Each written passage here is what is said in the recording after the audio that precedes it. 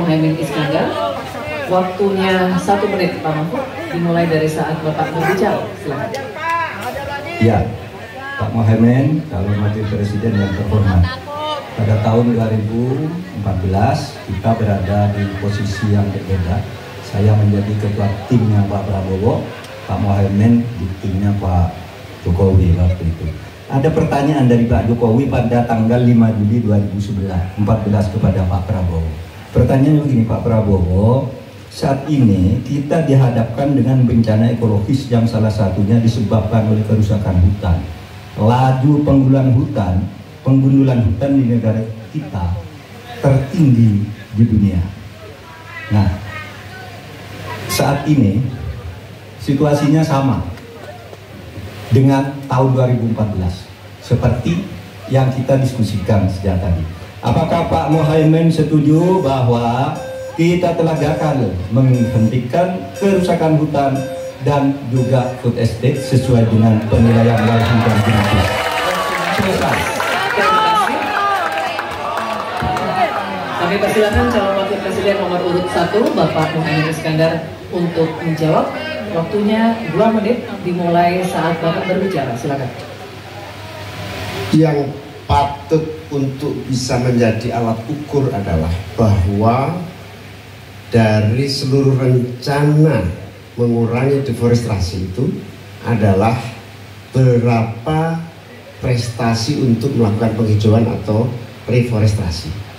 Sampai hari ini saya setuju dengan Pak Mahfud, tidak ada keseriusan dan kesungguhan itu.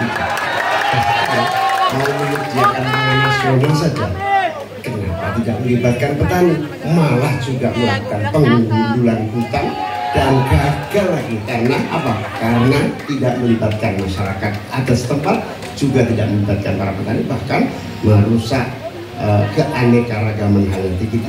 Sehingga menurut saya ini soal keberpihakan Pak Mahfud, keberpihakan kepada pembangunan yang berbasis keberlanjutan, di mana kita tidak akan main-main dengan soal ini. Ini soal nasib generasi. Prinsipnya satu, keadilan ekologi harus nomor 1. Jangan pernah membiarkan keadilan ekologi ini tidak terlaksanakan dengan baik. Yang kedua, keadilan iklim.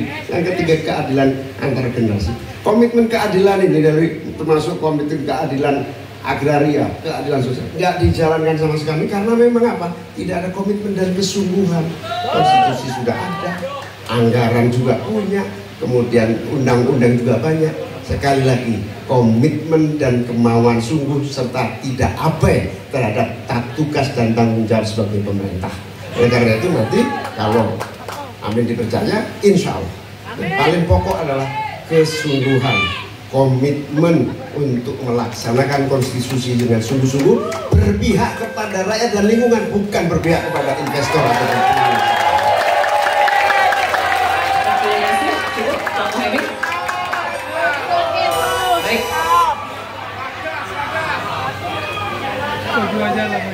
Ini kami persilakan Cawapres nomor urut 3 Bapak Mahfud MD untuk menanggapi. Waktunya 1 menit.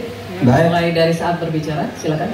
Pak Muhaimin, ke depan itu menurut saya pemerintah perlu melaksanakan 2 putusan Mahkamah Konstitusi yang dulu saya yang membaca vonis itu dan mengetokkan tangannya. Pertama, mengakui aktivis lingkungan itu sebagai subjek hukum. Itu putusan MK. Sekarang ini kalau orang bicara lingkungan ditangkap, nah itu berbahaya bagi kelangsungan lingkungan hidup kita.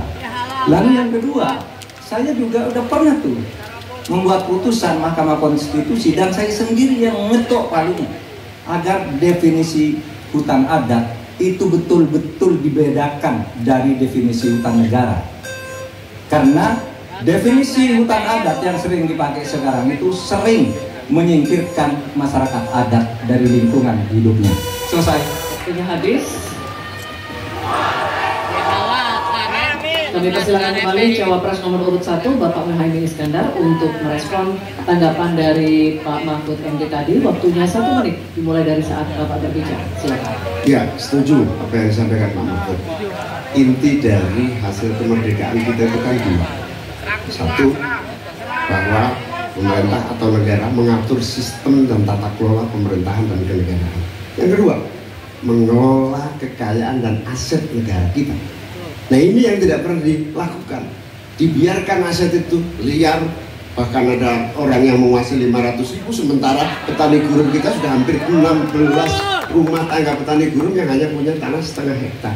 Itu dari segi soal pertanahan. Nah, apalagi jasa para pemangku adat, masyarakat adat yang memiliki banyak jasa sejak sebelum kemerdekaan negara ini, menjaga hutan, menjaga lingkungan kita, tetapi tidak pernah diajak dialog. Ada pemaksaan melalui PSN, tidak diajak bicara. Rempang misalnya, itu tidak melibatkan dengan sungguh masyarakat. Baik, oke. Kalau begitu, sesi tanya jawab untuk segmen ini sudah habis. Kita berikan apresiasi untuk ketiga calon wakil presiden kita.